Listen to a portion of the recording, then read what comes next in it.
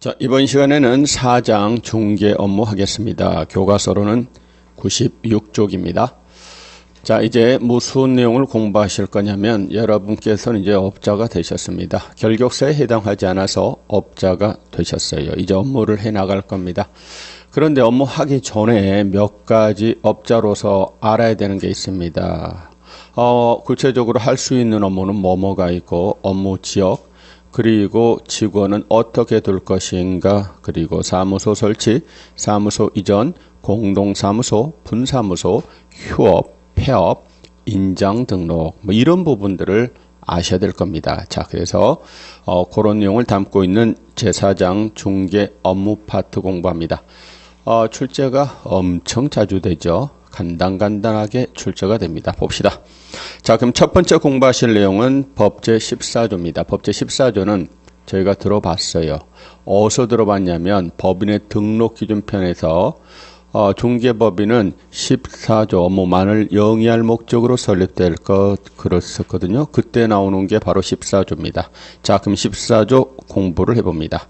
시험에 거의 매회 나옵니다. 이번에도 나올 거라고 봅니다. 자, 보니까 제목은 겸업제한입니다. 한번 읽어봅니다. 법인은 개공은 다른 법률에 규정된 경우를 제외하고는 중개업 그리고 다음 갖고 규정된 업무, 다음 갖고 규정된 업무는 밑에 1, 2, 3, 4, 5호 업무를 말합니다. 중개업 플러스 다음 갖고 5개 플러스 2항의 업무, 2항의 업무는 바로 경공매 관련 업무입니다. 다시 중개업 플러스 다음 갖고 5개 플러스 경공매 토탈 7개 외 다른 업무를 함께 할 수 없다. 토탈 7가지 외 다른 업무를 함께 할 수 없다. 즉 겸업을 제한하고 있다 그 말입니다. 할 수 있는 업무는 중개업 플러스 다음 갖고 1, 2, 3, 4, 5 플러스 2항의 경공매 업무만 합니다. 겸업을 제한하고 있습니다. 위반하시면 법인은요, 겸업제한이 있습니다. 위반하시면 등록이 취소될 수 있습니다. 등록이 취소될 수 있네요. 자, 그러면 가장 전형적인 문제 패턴은 뭘까요? 법인의 업무가 아닌 것을 고르세요. 법인이 할 수 있는 업무를 고르세요. 또는 박스 쳐놓고 법인의 업무만으로 묶어진 것을 고르세요. 이게 가장 전형적인 문제 패턴입니다. 자, 그러면 할 수 있는 업무를 한 번씩 알아보도록 하겠습니다. 중개법인이 할 수 있는 업무, 첫 번째 당연히 중개업을 할 수 있지요. 중개업뿐만 아니라 다음 갖고 5가지 업무도 할 수 있습니다. 자, 이 업무는 취지가 뭐냐면 취지를 이렇게 이해하셔야 돼요. 원래 중개업만 해야 되는데 중개업만 해서는 먹고 살기가 힘들어요. 그래서 야, 너희들 힘들지? 중개부에 이런 것도 해도 돼. 중개 관련된 업무로서 부동산 관리 대행이랄지 컨설팅이랄지 분양 대행이랄지 이런 거 해도 돼 하고 겸업을 허락받은 업무입니다. 이거는 특혜성 업무가 아니에요. 이거는 일반인들도 얼마든지 업무를 할 수 있는 겁니다. 특혜성 업무가 아닙니다. 그런데 2항의 업무는 특혜성 업무입니다. 2항의 업무는 무슨 업무예요? 경매공매 관련 업무입니다. 지금 대한민국에서 경공매 컨설팅은 원래 누구만 합니까? 원래 변호사만 합니다. 예외적으로 법무사 허용이 됐고, 그리고 중개법인도 할 수 있습니다. 이거는 특혜성 업무예요. 자, 그러면 할 수 있는 업무를 일단 하나씩 알아봅시다. 거기 보니까 두 번째 뭐라고 표현했는가 봅시다. 상업용 건축물과 주택의 임대관리 등, 그렇습니다. 상업용 건축물과 주택의 임대관리 등 부동산 관리 대행이라고 표현하고 있어요. 자, 제가 보기에는요, 이 말이 어떻게 이해가 되냐면 상업용 건축물이나 주택의 임대관리 같은 전체 부동산 관리 대행으로 이해가 됩니다. 그런데요, 제 생각이 중요한 게 아니라 기출문제 시각이 중요하죠. 근데 기출문제에서는 이거를 좁게 해석을 했어요. 그래서 어떻게? 상업용 건축물과 주택의 관리 대행 이렇게 좁게 해석을 했습니다. 그래서 우리 시험에 뭐라고 한 적이 있냐면 농업용 또는 공업용 건물의 임대 관리는 할 수 있는 업무가 아니다. 이렇게 시험에 나온 적이 있어요. 네? 농업용 자재창고 임대 관리는 할 수 있는 업무가 아니다. 이렇게 시험에 나온 적이 있습니다. 좁게 보시기 바랍니다. 상업용 건축물과 주택의 관리 대행으로 보시기 바랍니다. 또 하나 생각할 수 있는 말장난 뭐예요? 직접 임대업을 한다는 말입니까? 임대 관리를 한다는 말입니까? 임대 관리를 한다는 말입니다. 임대업은요, 여기 나열된 업무가 아니에요. 중개법인은 임대업 할 수 없습니다. 그러나 이제 좀 이따 공부하시겠습니다만 개인은요, 겸업에 대한 제한이 없어요. 따라서 개인은 임대업도 할 수 있어요. 그러나 중개법인은 임대업을 할 수 없습니다. 자, 이어서 할 수 있는 업무 세 번째 뭔가요? 흔히 말하는 컨설팅 할 수 있습니다. 부동산의 이용, 개발, 거래에 관한 상담, 컨설팅을 할 수 있습니다. 자, 그러면 여기서 체크하실 포인트는 뭔가요? 봤더니 부동산의 이용, 개발, 거래에 관한 상담이라고 말하고 있어요.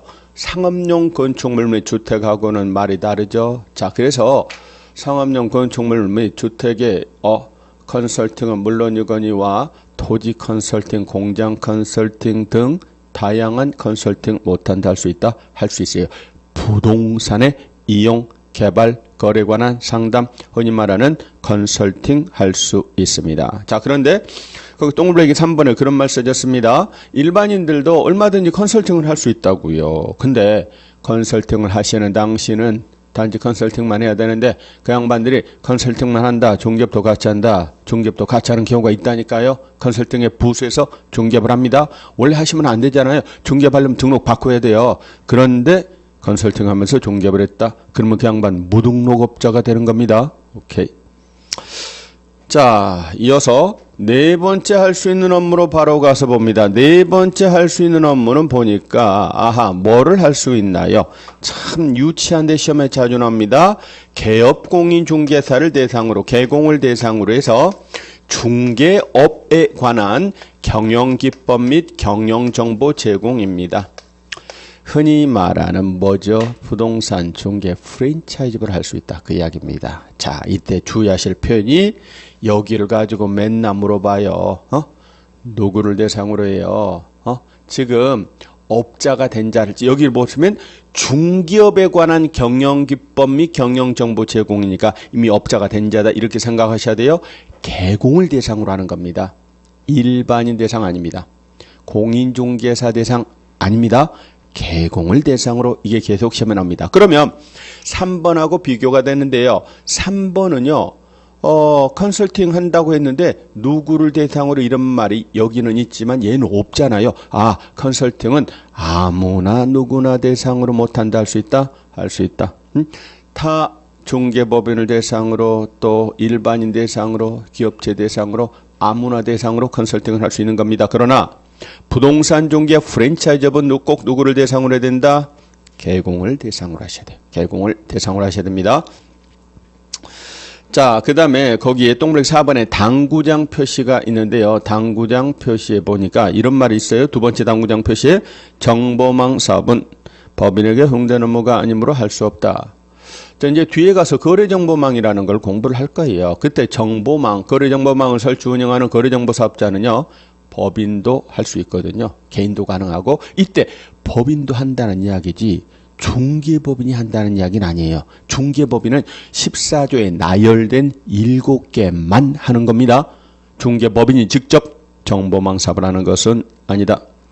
자, 이어서 할 수 있는 업무 5번째 갑니다. 뭐 하나요? 아, 또 나와요. 상업용 건축물 그리고 주택이라는 말이 또 나오죠. 똑같이 또 나옵니다. 그런데 여기는 뭐 자재구조에 붙어 있는 게 아니라 상업용 건축물 및 주택의 뭐요? 분양대행이라고 표현하고 있지요. 그렇습니다.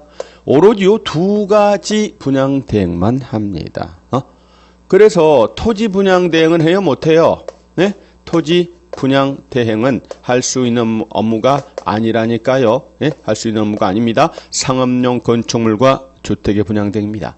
참고로 옛날에는 말입니다. 건축물 분양에 관한 법률 규정에 따른 분양신고 대상인 상업용 건축물 또 주택법 규정에 따라 사기약 승인을 얻어서 건설 공급되는 주택의 분양대행 요런 말이 붙었는데 지금은 그런 말이 없어졌어요. 그러면